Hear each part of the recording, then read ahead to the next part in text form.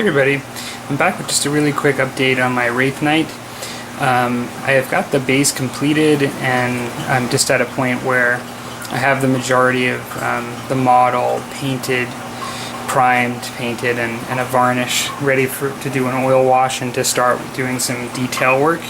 But I still have some pieces here that basically are for an alternate color that I'll be using, where I didn't, I wanted to basically paint them separately because they're going to be a different color. And of course the head that's back on here is actually not primed or painted yet. And so basically, I did, it looks really white, but if you actually look like underneath and if you were up close, there are lots of grays as well.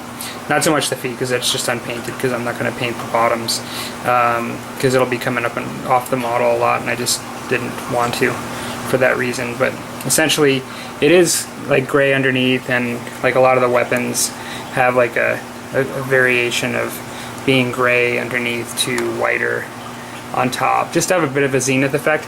But overall, I must admit, I didn't accentuate that effect. I still wanted to be really white looking because I wanted this guy to stand out on the field as being really white looking.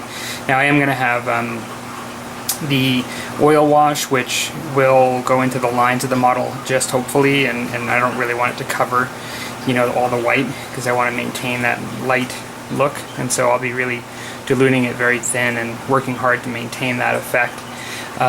As far as the base goes, I'm pretty happy with the way it came out.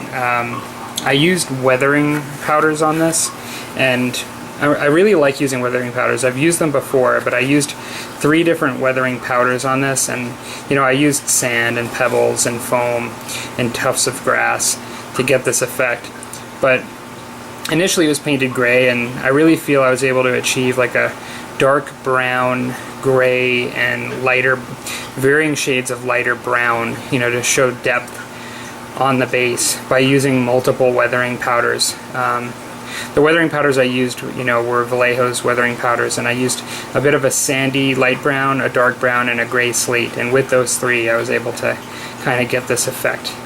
Now I finished my orc, which I think he was primarily done. I've had some shading and highlighting to do since I last showed him, but he was pretty close there.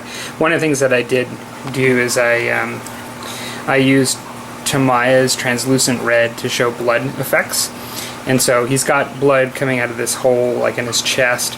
I painted it darker with black and brown mixed with the red, and to show a more dried and like a gory look in certain spots. And then I showed it lighter in other spots. The blood, a lot of the blood is in his mouth, kind of dripping onto that skull and these bones, and then even onto the ground there. And then I created some various blood splatter because I imagine this was a bit of a messy battle. You can see here. Although the claw blood, to me in my mind, is more the blood that he inflicted on others. It's kind of just caked on there and a little gory just from when he was in the thick of the battle himself, tearing into people. So overall, I think I definitely achieved the effect that I was looking for this this dying, injured war boss on the base. I'm not used to painting orcs, but I like the way he came out. I thought he came out pretty good, and it was fun to do. It's always fun to do something different in my mind. And so now really it's just a matter of finishing up the actual Wraithknight. And so I will be back with another update as I make more progress on this model. Take care, guys. Thanks a lot.